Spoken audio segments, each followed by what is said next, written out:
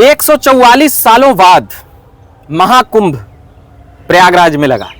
वैसे तो हर 12 वर्ष के बाद होता है, मगर यह बताया गया कि 144 वर्षों बाद ऐसा संयोग बना है। मगर जिस प्रकार से बीते दिनों लगभग 3 दर्जन से भी ज्यादा मौतें हो चुकी है भगदड़ में, जो संगम स्थान पर हुआ, उसको लेकर कई सवाल उठ रहे हैं।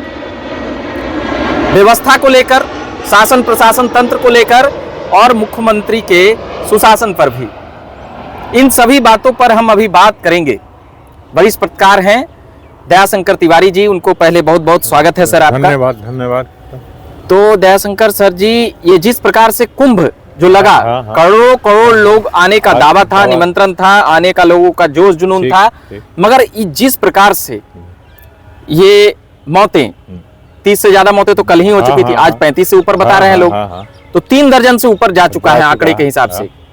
तो क्या कैसे देखते हैं, कहाँ चूक हुई? चूक हुई इसमें कि शुरू में ही योगी जी को मोदी जी ने पूरा आश्वस्त कर दिया कि आप इस महाकुंभ को पूरा हाईलाइट करिए कि पूरे विश्व से लोग आए, यहाँ स्नान करें और पुण्य प्राप्त करें। 144 वर्षों बाद ये कुंभ लगा हुआ है। योगी जी मोदी जी के कथनानुसार और उनके आश्वासन के हिसाब से ही अपना व्यवस्था करने लगे, लेकिन रेलवे के अधिकारी जो है, ठीक है, और जो दूसरे प्रदेश के अधिकारी हैं, इनको सपोर्ट नहीं किया। अब जैसे आप पटना से ले लीजिए, चाहे बिहार से पूरा ट्रेन का ले लीजिए, आप प्लेटफार्म पर जाइएगा तो कोई देखने वाला नहीं है। जीएम उधर अपना हाजीपुर में सोता है, रात में आकर के पटना में सो जाता है। डीआरएम दानापुर में रहता है, उसको कोई मतलब नहीं है, उसको रुपया कमाने से मतलब है, वो कहीं कोई देखने वाला नहीं है। सीनियर डीसीएम जो है उसको पैसा तहसील करके देने में रह जाता है। जितने पैसा तहसील के, हाँ, ये रेलवे अधिकारी क्या पुलिस थानों की तरह वहाँ पैसा, हाँ, पैसा वसूली करता है। एक से एक भ्रष्ट कर्मचारी जो हैं, एक ही जगह पर 20-20, 25-25 वर्षों से बड़े हुए हैं, कोई कार्य नहीं करते हैं, वो उसी जगह पर रहने के लिए सीनियर डीसीएम को पैसा देते हैं। मतलब ये डीसी और कौन कौन लोग पैसा? सीनियर डीसीएम, डीआरएम, जीएम का पीए सब पैसा लेता है, सब पैसा लेता है, सब भ्रष्ट अधिकारियों से मिला हुआ है। स्टेशन पर जब जाइएगा तो जब ट्रेन तुम्हारी आ रही है और ट्रेन को भारत सरकार ने कहा है कि ठीक है आएगा, तुम आओ, फ्री का स्पेशल चला हुआ, जो आदमी टिकट लेकर के AC 3rd, AC 2nd, AC 1st में चढ़ा है, तुम उसको नहीं देख रहे हो, उसमें भी तुम पैसा लेकर के आदमी को ठूस दे रहे हो। अगला आदमी जिसका रिजर्वेशन है वो नहीं चढ़ पा रहा है। तुम्हारे यहाँ देखने के लिए कोई नहीं है। प्लेटफार्म पर जाइए तो एक पदाधिकारी नहीं। वो दिन तो आया कि स्टेशन मैनेजर ऑफिस से छोड़ के भाग गया था। उसके बाद लोगों को पूछा तो कहा कि ना वो बाथरूम गया था, फलाना जगह गया था, फलाना जगह। तुम फलाना जगह किसे जाओ? डीआरएम को। जिस समय शाम को संपूर्ण क्रांति राजधानी का समय होता है, उसमें वीआईपी लोग जाते हैं, उनको चढ़ाने के लिए तुम पहुंच जाते हो, राजधानी में उनको चढ़ा देते हो, और जो ट्रेनें जा रही हैं उससे तुमको कोई मतलब नहीं। आम आदमी से कोई सरोकार नहीं है, ये आरोप सीधा है। एकदम आम आदमी से इसको कोई सरोकार नहीं। तुम भेड़ बकरी जैसा लड़ा जाओ, कटा जाओ, चल जाओ, उसमें घुस जाओ, कोई नहीं। इसको पैसा चाहिए डीआरएम को और जीएम को। तो एक बड़ी बातें समझ में आ रही है कि प्रचार प्रसार तो खूब किए महाकुंभ का, मगर जो रेलवे का व्यवस्था था और भी जो आवागमन का व्यवस्था था करोड़ करोड़ लोगों के आने का, उसमें चूक हुई है, यह कहना है वरिष्ठ पत्रकार जी का। तो और भी सवाल है। आप देखिए मेरे मन में, यहाँ के मुख्यमंत्री नीतीश कुमार जी हो गए जी, उनके प्रदेश से भी लोग कुंभ में जा रहे हैं। एक भी दिन मुख्यमंत्री ने नहीं अपने चीफ सेक्रेटरी और डीजीपी से पूछा कि तुम क्या देख रहे हो, क्या कर रहे हो, क्या व्यवस्था है, ट्रेन की क्या व्यवस्था है, बस की लोग कैसे जा रहे हैं। मगर आपको हम रोकना चाहेंगे सर। योगी आदित्यनाथ जी कल प्रेस कॉन्फ्रेंस करते हैं और भी वहां के अधिकारी पदाधिकारी भी करते हैं। उनका कहना है कि ये थोड़ी सी चूक हो गई, मगर हमने पूरी व्यवस्था की, जिसको भरसक सोशल साइटों पर बदनाम करने का प्रयास किया जा रहा है। इसको कैसे देखते हैं? देखिए, बदनाम तो किया ही जा रहा है, लेकिन उसमें गलती चूक योगी जी की भी है। आपने अनाउंस कर दिया, आप फ्री में आइए और फ्री में जाइए, ठीक है, ये अनाउंस किया शुरू में हो गया कि आप ट्रेन में टिकट नहीं लेना है। अब लोग यहाँ जो गांव में कोई काम के नहीं हैं, कुछ लफुआ है, कुछ अपराधी तत्व के हैं, कुछ उनको कोई काम नहीं है, दिन भर चट्टी पर रह करके गांजा पीना है, दारू पीना है। अब वो उनको भी हो गया कि अरे फ्री में जाना है, फ्री में आना है, वहाँ संत लोग के यहाँ मठ में लगा हुआ है, खाना फ्री का भोजन मिल रहा है। नशेड़ी भी इसका गलत इस्तेमाल किया। हाँ, इसमें अपना चले जा रहे हैं, ट्रेन में पॉकेटमारी चोरी उसी हिसाब से अपना बढ़ रही है। ट्रेन में चढ़ गए, अपना उनको वहाँ गए, अपना किसी आश्रम में चले गए, भोजन फ्री मिल रहा है, नहा रहे हैं, खा रहे हैं, घूम रहे हैं, इधर उधर कर रहे हैं। ये योगी जी और मोदी जी को देखना चाहिए था कि भाई जो आप आइए, टिकट कटा करके आइए, चेकिंग भी होगा ट्रेन में, आपके यहाँ टिकट होगा तो आप ट्रेन में चढ़िए, लौटते समय आपको फ्री में जाने की सुविधा रहेगी। आइए, आप टिकट से भाड़ा लगा करके आइए, व्यवस्था से आइए, लेकिन आप लौटते समय फ्री में जाइए। यहाँ जो आश्रम में भोज भंडारा चल रहा है, ठीक है, वहाँ प्रसाद पाइए। अब ये नहीं कि आप आ गए, स्नान कर दिए, 3 दिन 4 दिन डेरा डाल दिए, खा रहे हैं, पी रहे हैं, वहाँ तो कैसे हटाएं? फिर वहाँ ये लोग भी तो बोल सकता है कि नहीं, हम ये मेरा हक है, मेरा वैधानिक हक है। अलग अलग प्रकार के लोग ही विद्रोह कर देंगे, विद्रोह कर देंगे। जागरूक नहीं ना है। ये जो मठाधीश वहाँ बैठे हुए हैं कि फलाना है, मुरारी बापू हैं, आसाराम बापू है, क्या आश्रम चल रहा है, ठीक है, इनको कहना चाहिए था कि आप कथा प्रवचन न करिए। आप 1 महीना का 30 दिन का कथा प्रवचन रख दिए हैं, लोग यहाँ से गया, आप झोरा मोटरा लेकर के चलिए, अब 1 महीना तो इनके यहाँ भोजन फ्री मिलबे करेगा, कथा भी सुनेंगे, इसी बहाने कथा भी सुनेंगे और भोजन पानी भी होगा, फ्री का वहाँ डेरा डाल। ये फ्री का सिस्टम के कारण ये हुआ क्या? फ्री का सिस्टम के कारण ये हुआ। इन्हों लोगों ने कह दिया कि आइए, रहिए, फ्री का खाइए, पीजिए, ऐश करिए, ठीक है। इसको नहीं करना चाहिए था। आप जाइए, स्नान करिए और चलते बनिए। किसी पंडाल में आपको भोजन पानी का व्यवस्था है, प्रसाद पाइए। मगर देखिए, लोगों के आस्था को आप कैसे रोक सकते हैं? रोका जा, कैसे रोकिएगा? रोकने का इसमें कहाँ सवाल है? भावना है ना हिंदुत्व का, आप उसको रोक दीजिएगा। नहीं, आप जाइए ना, स्नान करिए, लेकिन तथा कथित कथावाचक जो है वहाँ टेंट लगा करके बैठे हुए हैं, यही लोग मजमा लगाए हुए हैं। अब उस लालच में आदमी वहाँ रह रहा है कि फ्री का तो भोजन मिलिए जाएगा, लैट्रिन बाथरूम फ्री का मिलिए जाएगा, खाना मिलिए जाएगा, चला यही बहाने। आप बोले आसाराम बापू वहाँ नहीं है? अरे उनका भी टेंट लगा हुआ है। अच्छा, वैसे बहुत लोगों का वहाँ टेंट लगा हुआ है।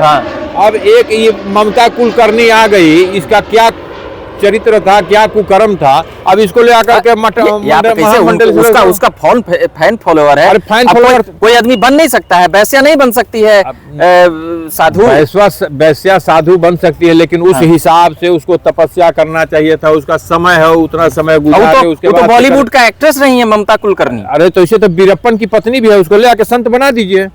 तो इस देश में तो रीति रिवाज परंपरा रहा है कि माल डाकू भी संत बने, आगे जाके काम किए। दयाशंकर जी उस तरह से उन्होंने अपनी व्यवस्था की, उस तरह से तपस्या की, तब जाकर के वो संत हुए। वो नहीं कि हाँ अभी स्टेज पर नाच रहे हैं, आए 2 मिनट में गंगा जल से नहा लिए, गंगा में डुबकी मार लिए, टीका कर दिया, हो गए महामंडलेश्वर। ऐसे नहीं होता था। एक ममता कुलकर्णी, एक और भी मॉडल थे, उनका मुझे नाम नहीं याद आ रहा है, क्या नाम था, वो भी बनी है, वो भी आई हैं, उन पर भी लोग आप जैसे लोग एकदम आपत्ति करना ही है। ये संत है, तो क्या हीरोइन एक्ट्रेस संत नहीं बन सकती हैं? नहीं, हीरोइन एक्ट्रेस संत बनो, लेकिन पहले तो तुम यहाँ आकर के दिखाओ कि तुम सेवा बात क्या की हो, कितना दिन तपस्या में रही हो, क्या तुम्हारा यहाँ योगदान है, तब न तुमको हम संत बनाएंगे। तुम एकाएक दुबई में रही डी कंपनी के साथ, एकदम आई तुम एकाएक, तुम महामंडलेश्वर हो गई। मेरा कहना है, अगर ममता कुलकर्णी से रामचरितमानस के विषय में कुछ पूछ लीजिए, अगर वो बता दे क्या, तो उसको सब सिखाया खाएगा ना। मान लीजिए गलत प्रभाव में थी, गलत चीजों में थी, तो गलत चीजों में थी, तो जब सीख लेती तो इस संत में आती। जब सीख लेने के बाद बच्चा जब घर से लोगों का आस्था है, तो आप उसको कैसे रोकिएगा? देश में तो स्वतंत्रता है, democratic country, India is the largest democracy in the world. यही तो है कि यहाँ दे दिया गया कि अब चलिए ठीक है भाई, बन सकती हो तो बन जाओ, लेकिन ये डेमोक्रेसी में नहीं है। अच्छा, हिंदुत्व तो सबके लिए ओपन है, सनातन सबके लिए है, इसमें तो कभी कोई बैन पाबंदी ऐसा कुछ है नहीं। इसका तारीफ इस्लाम, ईसाईयत सब करते हैं। इसका हिंदुत्व से हिंदुत्व का इससे कोई लेना देना नहीं है। ये करप्शन को ले आकर के करप्शन बढ़ाने का एक सिस्टम है। जी, ठीक है। ये मगर अभी हम विषय पर आना चाहेंगे सर दयाशंकर जी। ये जो भगदड़ हुआ आपका यहाँ, जहाँ मौतें हुई, इस पर जरा हमें बताइए। वहाँ के अधिकारी पदाधिकारी अनाउंस कर रहे थे, तो यहाँ पर कहाँ चूक हुई, किस चीज में चूक हुई? भीड़ ज्यादा थी कि लोग सोए रह गए, उठे रह गए, बहुत तरह की बातें आ रही है। अब जांच कमेटी की बात की है योगी जी, तो कैसे देखते हैं इस प्रकरण को? देखिए, इसमें यही हुआ कि जहाँ जो वहाँ का लॉ एंड ऑर्डर है ना, सारा चूक उसी का है। लोग आ गए, गंगा स्नान कर लिए, अब उनको वहाँ से निकालना चाहिए था, तो ये सब अपना कह दिया कि ना ठीक है, अब मौनी अमावस्या को भी स्नान करेंगे।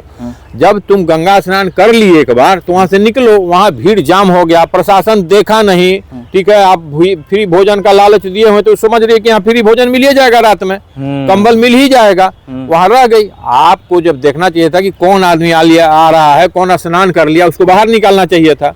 वहां भीड़ इकट्ठा होते गई, अब प्रशासन तो खाली देख रहा है, खड़ा है एकदम। नहीं, एक प्रशासन के अधिकारी का जान गया है बेचारे का, वो पुलिस थे। अरे तो जब भगदड़ में होता है तो तुम्हें तजीबे करेगा, उसमें ये थोड़ी देख रहा है कि यहाँ पुलिस कचरा रहा है कि कौन कचरा रहा है। नहीं, कुछ वीडियो और विजुअल ऐसा था कि पुलिस रोक रही है, सारे लोग रोक रहे हैं, अनाउंस कर रहे हैं, मगर लोग नहीं सुन रहे हैं। भीड़ में पुलिस जब भगदड़ हो जाएगा, उसके बाद पुलिस अनाउंस करते रहेगी कि रुक जा, तो कोनो सुनने का चीज है। उस समय भगदड़ में लोग रुकता है। देखिए लोग उस समय तो और भगदड़ हो जाएगा, हाँ पुलिस का रुक जा, नहीं तो जाने चल जाइए, जल्दी से भाग जा। अच्छा देखिए, हमको जितना बातें समझ में आ रही है सर कि एक देखिए इनरोलमेंट करके और सारे चीजों को जैसे भेजा जाता, एक बातें आपने ठीक कही कि ये 3-4 दिन अड्डाबाजी जो है उसको फिलहाल इलाहाबाद के लिए रोक लगना चाहिए था कि भैया आप नहाइए, और भी बहुत से लोग नंबर में, जैसे एग्जामिनेशन होता है कि हुआ आप चले जाइए, बाद में आइएगा, घूमिएगा, यहाँ जो भी करिएगा। जैसे अभी विधानसभा के प्रांगण में हम लोग तो अभी आ रहे हैं जा रहे हैं, मगर जब ये सत्र चलेगा तो बैन लग जाएगा, भाई आप सिस्टम से आइए। तो यहाँ पर ये होना चाहिए था सर, समझाना आपको था, बोल हम अपने आपके क्षेत्राधिकार में रहे, तो इसमें ये करना चाहिए था कि इसमें मतलब कि एक इनरोलमेंट करके लोगों को नंबरिंग दे करके करते कि हाँ भैया इस गांव से यहाँ से लोग इतना आएंगे, कैसे टिकट कटता है, और उसी लोग अपना एक वहां जाने के लिए प्रयागराज में महाकुंभ में जो 144 वर्षों बाद लग रहा है, तो ऐसा चीज होता तो और भी लोग सिस्टमैटिक ढंग से होता। मगर अभी क्या है कि अभी भी हो रहा है मगर कई लोग वहां घिचपिचा जा रहे हैं। इसका एक बात ये भी समझ में आने का इसलिए है कि जैसे आदमी नहा लिया, तुरंत कंबल बिछा दिया मैदान में, जिधर बाउंड्री है उधर बैठ गया अपना, ठीक है, हाँ जगह घेरा गया, उस जगह को आप खाली कराइए ना। आप नहा लिए, आप तुरंत निकलिए और शहर से बाहर। अभी हो रहा है, कल से हो रहा है, अभी भी नहीं हो रहा है, अभी भी वहाँ लोग रुक रहा है, ठीक है, हाँ। इधर उधर जाकर के वहां से कुछ दूरी पर जाकर रुक गया, रुक रहा है। लेकिन अब प्रशासन को देखना चाहिए कि एक बार जब आप स्नान कर लिए तो आप तुरंत निकलिए, टाउन से बाहर हो जाइए आप जी। टाउन में आप जाम हो जाएगा तो छोटा अपना शहर है, वहाँ स्थान जो है घाट के यहाँ छोटा जगह है, वहाँ तो होगा ही।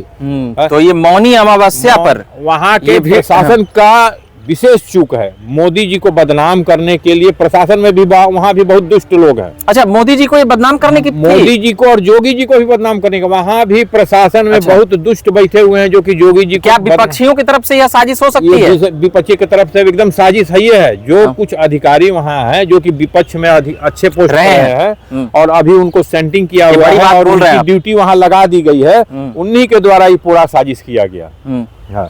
चलिए, तो पहले तो जरा रेलवे के घपला घोटाला पर अधिकारियों के बोले दयाशंकर जी। अभी उत्तर प्रदेश के शासन प्रशासन तंत्र में अभी भी इनके कहने का मतलब है कि कांग्रेस और अखिलेश यादव के द्वारा, उनके लोगों के द्वारा कराया जा रहा है।